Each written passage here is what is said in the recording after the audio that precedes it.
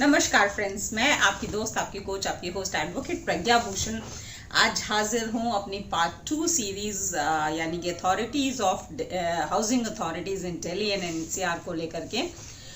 अपने पिछले जो हमारा वीडियो था उसमें मैंने बताया था कि दिल्ली में कौन कौन सी हाउसिंग अथॉरिटीज हैं और वो किस तरह की प्रॉपर्टीज सेल करती हैं, किस तरह की प्रॉपर्टीज उनसे खरीदी जा सकती हैं और उसके क्या रिपरकशंस होते हैं। आज हम बात करेंगे कि दिल्ली के अलावा दिल्ली के आसपास इलाकों में यानी कि एनसीआर में, नेशनल कैपिटल रीजन में कौन कौन सी अथॉरिटीज हैं जो खास करके दिल्ली से बिल्कुल सटे हुए इलाके हो गए, उनमें कौन सी अथॉरिटीज हैं और उनकी प्रॉपर्टीज में क्या कॉम्प्लिकेशंस हैं और कैसे आप उनको क्लियरली ले सकते हैं। आज हम उनकी बात करने वाले हैं। तो अगर आप फर्स्ट टाइम मेरे चैनल पे आए हैं तो इसे सब्सक्राइब कर लीजिए ताकि इस तरह के यूजफुल वीडियोस आपसे मिस ना हो। बेल आइकन प्रेस कर लीजिएगा ताकि कोई नोटिफिकेशंस आपसे मिस ना हो। हर नए वीडियो अपलोड के बारे में आपको इमीडिएटली पता चल जाए थ्रू नोटिफिकेशंस। एंड बात करते हैं एनसीआर में हाउसिंग अथॉरिटीज कौन कौन सी हैं। मैं कोशिश करूंगी कि मैक्सिमम अथॉरिटीज कवर कर लूं, लेकिन इसके अलावा भी अगर किसी अथॉरिटी को लेकर के आपके पास कोई सवाल है, कोई कंफ्यूजन है, तो आप एंड में मेरे नीचे दिए गए कमेंट बॉक्स में पूछ सकते हैं एंड आई ट्राई कि मैं आपके हर सवाल का जवाब दे सकूं। तो दोस्तों शुरू करते हैं दिल्ली से सटे हुए गाजियाबाद से। तो गाजियाबाद में दोस्तों मेजरली जो हमें हाउसिंग अथॉरिटीज मिलती है, पहली है जीडीए, गाजियाबाद डेवलपमेंट अथॉरिटी।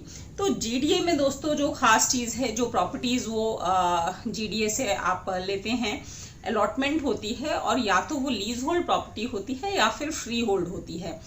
तो फ्री होल्ड प्रॉपर्टी में कोई दिक्कत नहीं है, आपके नाम पे फ्री होल्ड डीड करता है अक्सर जीडीए अलॉटमेंट पोजीशन के बाद, और फ्री होल्ड डीड होने के बाद से आप वो प्रॉपर्टी किसी को भी बेच सकते हैं, कोई भी वो प्रॉपर्टी खरीद सकता है। आपको गाजियाबाद डेवलपमेंट अथॉरिटी से किसी तरह की परमिशन की जरूरत नहीं है उसको बेचने, खरीदने या उस पे गिरवी रख के लोन लेने पे। आप किसी बैंक पे मॉर्गेज करना चाहें वो प्रॉपर्टी, तो आपको कोई परमिशन टू मॉर्गेज नहीं चाहिए उस प्रॉपर्टी पे लोन लेने के लिए। दूसरी तरफ जो लीज होल्ड प्रॉपर्टी है दोस्तों, इसमें गाजियाबाद पट्टानामा करता है जिसे लीज डीड भी कहा जाता है। और ऐसे में जब भी आप इस प्रॉपर्टी को बेचते हैं तो आपको ट्रांसफर परमिशन चाहिए। जो भी खरीदने वाला है उसे ध्यान रखना चाहिए कि ट्रांसफर परमिशन मिल गई है जो प्रेजेंट ओनर है उसके नाम पे, तभी वो सेल डीड करवा पाएगा अपने फेवर में। और जब भी वो इस पे लोन लेना चाहेगा इस तरह की प्रॉपर्टी पे, तो उसे permission to mortgage Ghaziabad authority में अप्लाई करके लेनी पड़ेगी, उसके बाद ही उसे उस प्रॉपर्टी पे लोन मिल पाएगा। दोस्तों एक तीसरे तरह की प्रॉपर्टी गाजियाबाद अथॉरिटी में अक्सर देखने को आती है और वो होती है कि लैंड का लीज होता है बट स्ट्रक्चर जो उसके ऊपर बना हुआ है वो फ्री होल्ड होता है। ये थोड़ा सा कंफ्यूजिंग हो जाता है आम आदमी के लिए भी और बैंकर्स के लिए भी जो उसे मॉर्गेज करना चाहते हैं, बिकॉज ये इसमें ये नहीं समझ आता कि प्रॉपर्टी फ्री होल्ड है या लीज होल्ड है। इस डॉक्यूमेंट का अक्सर जो नाम होता है वो होता है भूमि का पट्टा व भवन का विक्रय, यानी कि the land is lease hold but the structure upon the land is free hold. तो दोस्तों ऐसे में आप उस स्ट्रक्चर को चेंज वेंज कर सकते हैं। आपका जो उसमें आपको जो अगर आप कंस्ट्रक्शन करते हैं, रिकंस्ट्रक्शन करते हैं, इस तरह की चीजें करते हैं तो आपको परमिशन लेने की जरूरत नहीं पड़ती है। लेकिन क्योंकि ओवरऑल प्रॉपर्टी लैंड जो है वो गाजियाबाद अथॉरिटी ही उसकी ओनर रहती है और आपको सिर्फ लीज पे दिया गया है, ऐसे में सेल परचेज करने के लिए या फिर बैंक में मॉर्गेज करने के लिए आपको परमिशन टू मॉर्गेज चाहिए ही गाजियाबाद अथॉरिटी से। एंड इसको हम पूरी तरह से फ्री होल्ड नहीं कंसिडर कर सकते। तो ये 2-3 तरह की प्रॉपर्टीज मिलती हैं दोस्तों गाजियाबाद अथॉरिटी से। उसके अलावा जो अगली अथॉरिटी आपको गाजियाबाद में काफी ज्यादा देखने को मिलती है या यूपी के सटे हुए इलाकों में, वो है यूपी आवास विकास। तो दोस्तों यूपी आवास विकास की प्रॉपर्टीज ज्यादातर फ्री होल्ड ही मिलती हैं, लीज होल्ड इसमें कम मिलती है। लेकिन अगर लीज होल्ड हुई तो अगेन आपको परमिशन टू मॉर्गेज या फिर सेल परचेज के लिए परमिशन लेना पड़ेगा यूपी आवास विकास से, बट इसकी प्रॉपर्टीज फ्री होल्ड होती हैं ज्यादातर। तो ऐसे में आपको खरीदने, बेचने या फिर इसको बैंक में मॉर्गेज करने के लिए किसी तरह की परमिशन की जरूरत नहीं है। कोई भी थर्ड पार्टी इंटरेस्ट क्रिएट करने के लिए यूपी आवास विकास से परमिशन लेने की जरूरत नहीं है। लेकिन हमें एक बात का खास ख्याल रखना होगा कि यूपी आवास विकास की ज्यादातर जो प्रॉपर्टीज हैं इसमें फ्लोर सेल अलाउड नहीं है। जिस तरह से कि अगर हम गाजियाबाद डेवलपमेंट अथॉरिटी की बात करें तो वहां पे एक बार अगर प्लॉट अलॉट होता है तो लोग अपना पूरा मकान बना के उसको फ्लोर वाइज भी बेचते हैं, लेकिन यूपी आवास विकास की ज्यादातर प्रॉपर्टीज में फ्लोर वाइज बेचना अलाउड नहीं है। आप टुकड़ों में प्रॉपर्टी को नहीं बेच पाते हैं, आइदर आप पूरी प्रॉपर्टी बेचेंगे या अपने पास रखेंगे। तो ऐसे में अगर यूपी आवास विकास की आपको कोई प्रॉपर्टी मिलती है जिसमें फ्लोर मिल रहा है आपको, तो आपको ज्यादा वेरिफिकेशन करने की जरूरत है, चेक करने की जरूरत है कि क्या फ्लोर वाइज सैंक्शन प्लान मिला हुआ है या नहीं मिला हुआ है। फ्लोर वाइज सेल पे आप मेरा वीडियो जो मैं पहले बना चुकी हूँ आप देख सकते हैं, मैं बेल आइकन में उसका लिंक दे दूंगी। तो फ्लोर वाइज सेल में आपको कुछ खास चीजों का ध्यान रखना होगा, जिसमें सबसे इम्पोर्टेंट जो चीज है कि सैंक्शन प्लान में वो एज अ रेजिडेंशियल यूनिट वो फ्लोर अलाउड है या नहीं है। अगर है तो आप वो फ्लोर ले सकते हैं, लेकिन अगर नहीं है तो आप अवॉइड करें कि आप फ्लोर परचेज करें। इसके बाद हम पहुंचते हैं दोस्तों गाजियाबाद से निकल के नोएडा में। और नोएडा की अगर बात करें तो सबसे जो पहली और इम्पोर्टेंट बात है कि नोएडा अथॉरिटी की सारी प्रॉपर्टीज लीज होल्ड प्रॉपर्टीज हैं। अभी नोएडा अथॉरिटी ने अपनी किसी भी प्रॉपर्टी को फ्री होल्ड करना शुरू नहीं किया है। और ऐसे में नोएडा अथॉरिटी की जब भी आप प्रॉपर्टी खरीदेंगे तो खरीदने से पहले आपको टीएम यानी कि ट्रांसफर मेमोरेंडम की जरूरत है। बिना ट्रांसफर मेमोरेंडम के आपकी प्रॉपर्टी खरीदना मुश्किल हो जाएगा आपके लिए। और फिर जब आपके नाम पे वो ट्रांसफर डीड एग्जीक्यूट हो जाती है तो उसके बाद आपको नोएडा अथॉरिटी में अपना म्यूटेशन कराना भी जरूरी हो जाता है। ऐसे में जो खास ख्याल रखना है दोस्तों, अगर आपने म्यूटेशन नहीं कराया तो क्या असर होता है कि अगर आप कहीं लोन लेने जा रहे हैं और आपको परमिशन टू मॉर्गेज की जरूरत है नोएडा अथॉरिटी से, तो आपका अगर म्यूटेशन नहीं है तो परमिशन टू मॉर्गेज मिलने में, पीटीएम मिलने में बहुत मुश्किल होगी। इसलिए यही सजेस्ट किया जाता है कि जैसे ही आप नोएडा अथॉरिटी की कोई प्रॉपर्टी खरीदते हैं इमीडिएटली उसके बाद ही अप्लाई कर दें अपने परमिशन टू मॉर्गेज के लिए। दोस्तों एक और खास ख्याल रखने की जो जरूरत है कि अक्सर लोग सोचते हैं प्रॉपर्टी मैंने खरीद ली, अब मेरी हो गई तो मेरी कोई देनदारी नहीं बची, पर ऐसा नहीं है। क्योंकि ये लीज होल्ड लैंड है तो नोएडा अथॉरिटी आपसे लीज फीस चार्ज करती है जो कि एनुअली जनरली होती है। और आपको वहां जाकर के पता करना चाहिए कि वहां पे आपकी कितनी लीज फीस बकाया है और जो आप समय पे करते रहें, क्योंकि ये पेनल्टी चढ़ने के बाद बहुत बड़ी फीस में कन्वर्ट हो सकती है। और फाइनली जब आप बेचने जाएंगे और ट्रांसफर मेमोरेंडम के लिए अप्लाई करेंगे तो पता लगेगा कि आपकी बहुत मोटी रकम जो है लीज फीस और पेनल्टी के तौर पे बकाया है नोएडा अथॉरिटी के पास। तो इसलिए बेहतर है समय समय पर इस लीज फीस को पे करते रहें। दोस्तों ठीक नोएडा अथॉरिटी की ही तरह यहाँ पे बाकी जो नोएडा से सटे इलाके हैं, ग्रेटर नोएडा की ग्नीडा हो गई GNIDA, और उसके बाद यमुना एक्सप्रेस पे यीडा हो गई YEIDA, तो ये सभी लीज होल्ड प्रॉपर्टीज ही देती हैं। और यहाँ पे आपको सेल, परचेज या फिर कोई भी थर्ड पार्टी इंटरेस्ट क्रिएट करने के लिए या बैंक में लोन लेने के लिए, मॉर्गेज करने के लिए आपको इन अथॉरिटीज की परमिशन की जरूरत पड़ती है।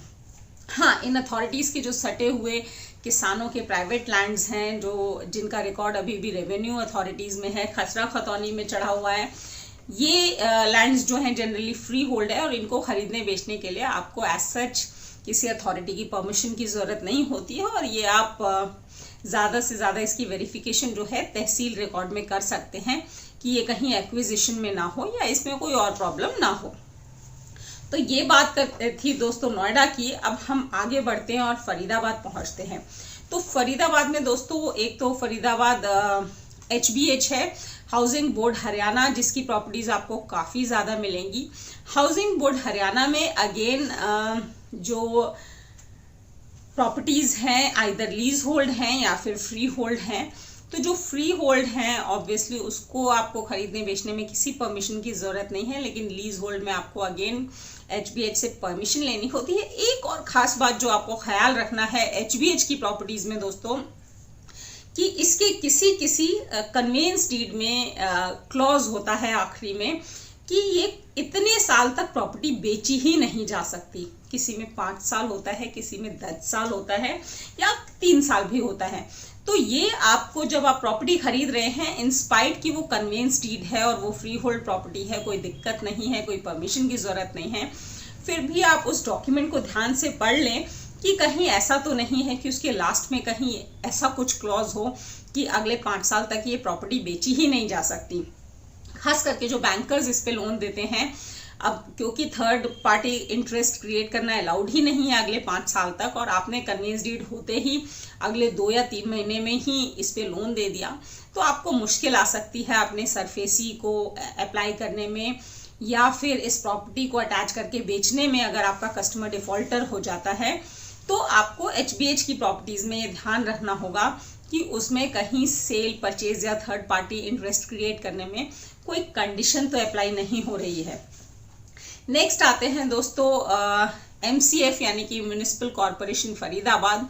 इसकी भी काफ़ी प्रॉपर्टीज़ मिलती हैं। इसमें थोड़ी सी जो दिक्कत आती है कि कई बार MCF खुद ही अपनी प्रॉपर्टीज़ के नंबर्स जो हैं, जो प्रॉपर्टी एड्रेस है उसमें चेंजेस कर देता है एज पर द प्लान।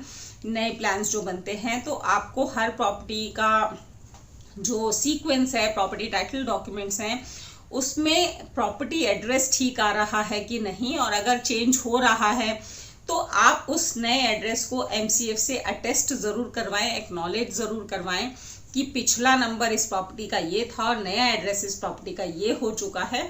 तो इस तरह का लेटर MCF की प्रॉपर्टीज़ में ज़रूर ले लें, क्योंकि ये एक छोटा सा इशू अक्सर आता है MCF की प्रॉपर्टीज़ में। दोस्तों साथ ही MCF की भी प्रॉपर्टीज़ लीज होल्ड या फ्री होल्ड दोनों तरह की होती हैं।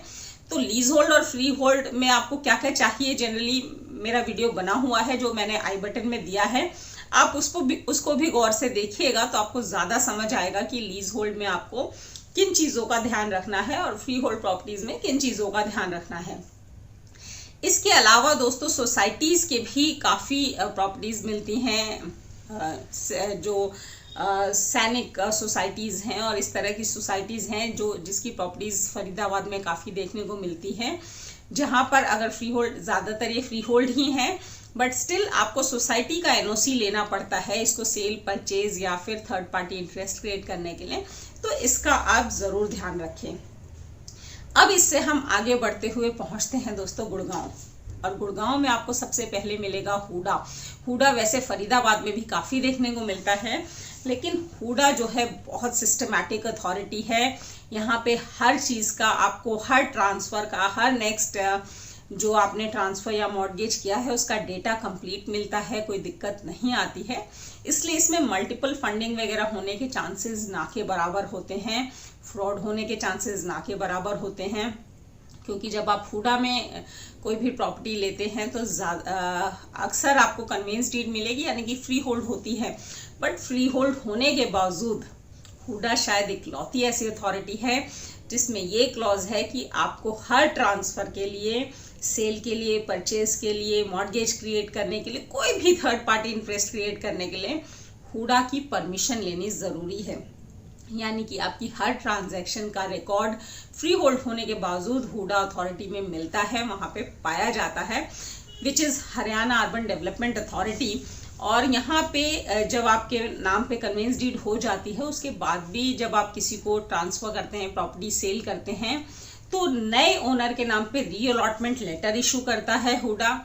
जब आपको ट्रांसफ़र करना होता है तो ट्रांसफ़र करने से पहले TM यानी कि ट्रांसफ़र मेमोरेंडम या ट्रांसफ़र परमिशन इशू करता है हुडा।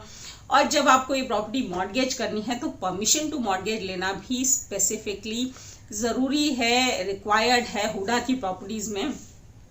जनरली जब फ्री होल्ड होती हैं प्रॉपर्टीज़ और कन्वेंस डीड हो जाती है तो उसमें लिखा होता है कि आप एब्सोल्यूट ओनर हो गए, जिसे चाहे बेचें, खरीदें, थर्ड पार्टी इंटरेस्ट क्रिएट करें। बट हुडा के कन्वेंस डीड में स्पेसिफिक क्लॉज मेंशन्ड है कि कोई भी थर्ड पार्टी इंटरेस्ट क्रिएट करने के लिए आपको हुडा की रिटर्न परमिशन लेनी ज़रूरी है। तो यानी कि बिना हुडा के रिटर्न परमिशन के आप हुडा की प्रॉपर्टीज़ में कोई भी ट्रांजैक्शन नहीं कर सकते, कोई भी थर्ड पार्टी इंटरेस्ट क्रिएट नहीं कर सकते। तो दोस्तों ये कुछ अथॉरिटीज़ थी जिसमें रेजिडेंशियल लैंड ज़्यादातर ट्रांसफ़र होते हैं। इसके अलावा इंडस्ट्रियल लैंड्स की भी काफ़ी सारी अथॉरिटीज़ देखने को मिलती हैं आपको दिल्ली NCR में, जैसे कि DSIDC है, UPSIDC है, इसके अलावा और भी इंडस्ट्रियल जैसे रिको है, तो इंडस्ट्रियल डेवलपमेंट अथॉरिटीज़ हैं ये दोस्तों। और ये 99% मैक्सिमम जो प्रॉपर्टीज़ हैं इंडस्ट्रियल डेवलपमेंट अथॉरिटीज़ की सॉरी, ये लीज होल्ड प्रॉपर्टीज़ हैं। एंड अगेन इन प्रॉपर्टीज़ में आपको ट्रांसफ़र, सेल, परचेज करने के लिए रिटन परमिशन की ज़रूरत होती है। और किसी अथॉरिटी में अगर रिटन परमिशन नहीं मिलती है तो वो लोग NOC देते हैं आपकी हर नेक्स्ट ट्रांजैक्शन के लिए, जो कि आपको ये बताता है कि आपका पिछला कोई बकाया नहीं है अथॉरिटी के ऊपर, उसका इस तरह का कोई ड्यूज पेंडिंग नहीं है। और क्योंकि आपका कोई ड्यूज पेंडिंग नहीं है इसलिए आप नेक्स्ट ट्रांजैक्शन करने के लिए परमिटेड हैं, चाहे वो आपको मॉर्गेज क्रिएट करनी हो, बैंक लोन लेना हो या फिर प्रॉपर्टी सेल करनी हो। तो ये NOC लेना तो कम से कम बहुत ही ज़रूरी है इन इंडस्ट्रियल डेवलपमेंट अथॉरिटीज़ से। उसके बिना आपकी जो ट्रांजैक्शन है वो एक तरह से कंप्लीट नहीं होती है पूरी तरह से। तो दोस्तों ये थी बात NCR की अथॉरिटीज़ की। इसके अलावा अगर आपको कोई और अथॉरिटी ध्यान आती है या उससे रिलेटेड कोई कॉम्प्लिकेशन ध्यान आती है तो आप ज़रूर पूछ सकते हैं मेरे नीचे दिए गए कमेंट बॉक्स में। मिलते हैं मेरे नेक्स्ट वीडियो में, तब तक के लिए थैंक यू, धन्यवाद, नमस्कार, शब बखैर।